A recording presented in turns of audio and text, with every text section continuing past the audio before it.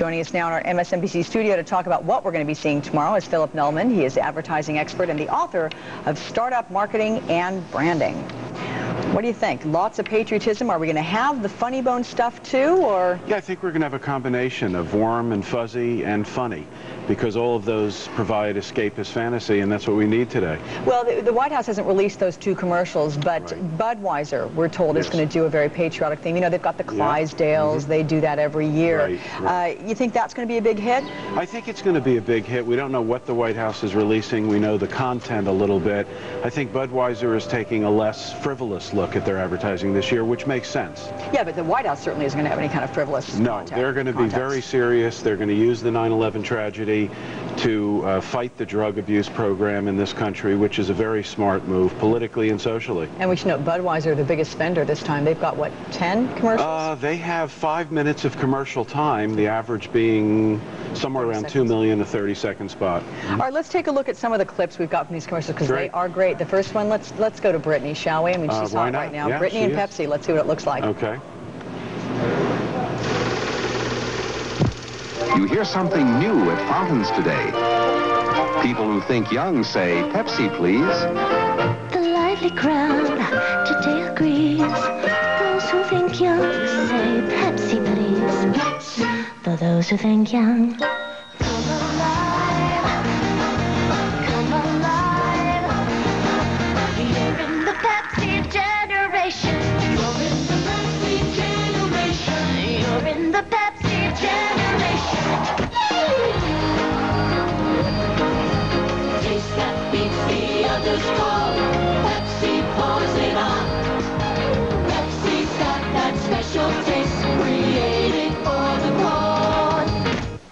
You've got a lot to live. All right, that is the one we're told Britney likes the best. Her clip of her in the 70s. She looks like a hot kind of post-hippies babe there. Yeah. What is the message, though? I mean, I'm not real sure that I'm clear on what Britney has to do with Pepsi. Well, they're taking a contemporary icon, and they're trying to create more generations for Pepsi generation.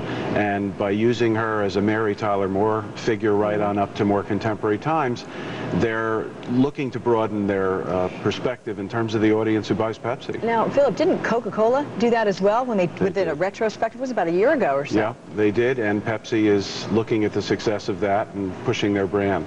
Okay, we have another ad to look at right now. We're talking about Cadillac, but we got some rock and roll music to go with it. Listen up, everybody.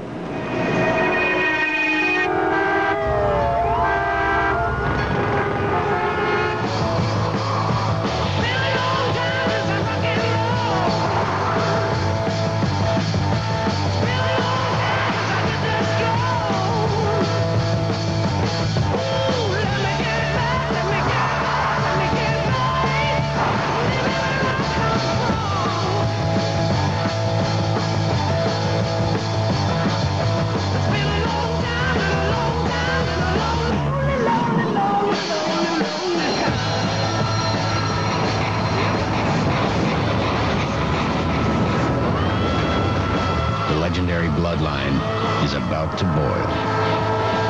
Cadillac, breakthrough. All right, Cadillac. When you see Cadillacs driving down the street, the majority of people, maybe gray hair, a lot of older people. I mean, it doesn't have a real sexy, youthful image. Is this going to be enough to change it? Well, I think this is a start. Cadillac has an average customer age of 62. They're looking at Led Zeppelin to bring the baby boomers into this model, and they are trying desperately to compete with BMW and some of the other brands that have sold well to the 40s and 50s market. This is a start, but without a campaign that aggressively pushes this envelope, it'll fall flat. But this commercial itself is pretty memorable. It is, and it's memorable because of Led Zeppelin, and that's something that normally you wouldn't associate with that brand. So it's taking them a little bit further in terms of contemporary market. Well, another American icon, Levi's. Let's take a look at a couple of the Levi's ads, and I understand the public's been allowed to choose which of the two are going to debut tomorrow. So let's see what you think we should go with. Let's look at them both.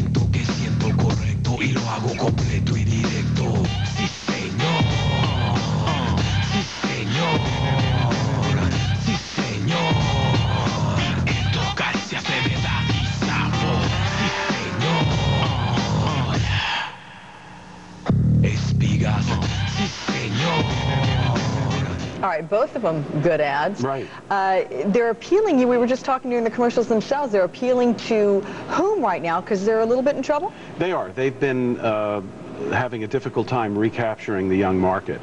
So this is an attempt to position them with the young person, which has been a difficult thing for them over the past year. Dockers, on the other hand, which is advertising for the first time at the Super Bowl, is looking at a slightly older demographic and is doing very well as a brand. So Levi's has lost the younger segment of the market, and this is a way to capture it again. All right, and you think that these commercials may be enough to... I think so. I think they're just irreverent enough and they're funny enough to be memorable and start to draw young people back to a brand they grew up with, but sort of walked away from. All right, another one let's take a peek at is Monster.com. And it has a little more of a serious message, perhaps. Let's take a peek.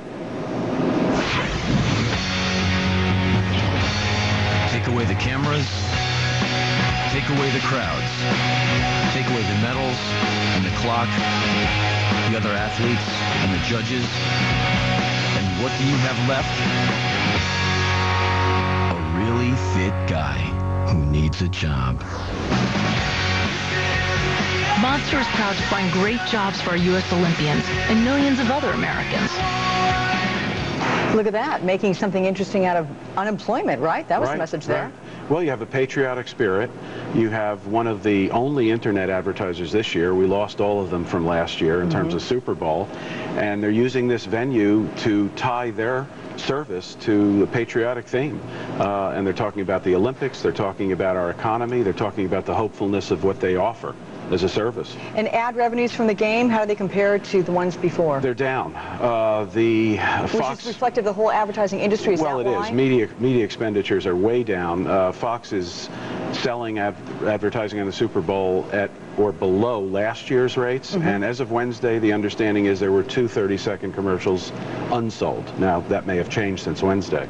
Yeah, I think actually I just read that they had sold the last one, but maybe for a bit of a bargain price. Yeah, they're coming down to about $1.5 million. Versus, and such a deal. Yeah, it's a great deal. All right, Philip Nillman, thanks so much. Advertising expert and author of Startup Marketing and Branding. Do you have a favorite, by the way? I'm still looking at the Budweiser, but it hasn't broken yet, so I don't know. But I'm anticipating it to be a winner. All right. Well, patriotism rules on that one, I'm told. We'll look forward to watching them all tomorrow. Thanks so much for joining us. Coming up next, everybody.